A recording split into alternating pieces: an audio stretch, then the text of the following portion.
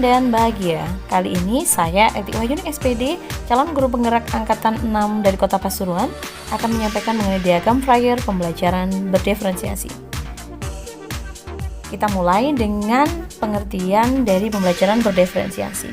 Ini adalah serangkaian keputusan masuk akal yang dibuat oleh guru yang berorientasi kepada kebutuhan murid.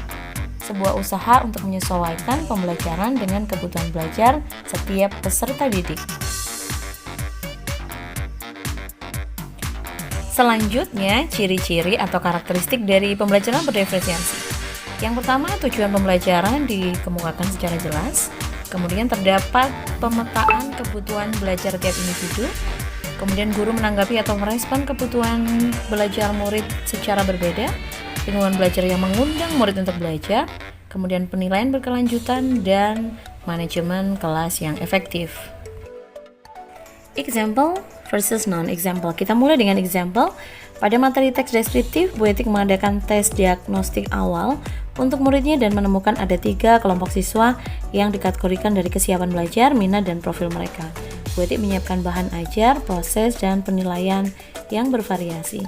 Yang bukan contoh adalah pada materi teks deskriptif di kelasnya Bu Etik memberikan 1 jenis bahan ajar saja dan kegiatan yang sama untuk 31 muridnya, baik proses maupun penilaian.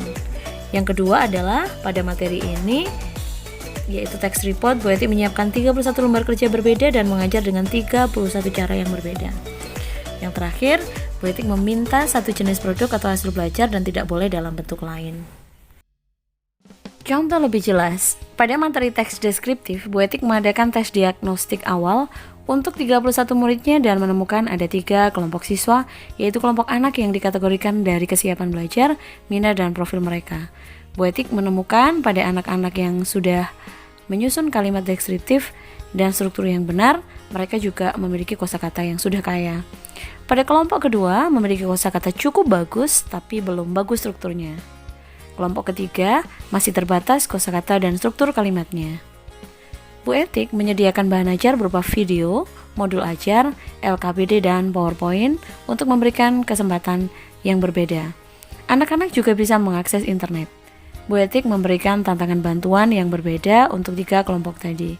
Untuk penugasan akhirnya berupa paragraf deskriptif sederhana, berisi benda, tempat, fungsi, ciri-ciri, dan kesan murid pada benda tersebut. Anak-anak dapat membuat produk berupa video, tulisan, poster, PPT, dan lain-lain untuk mencerminkan pemahaman mereka pada materi teks deskriptif.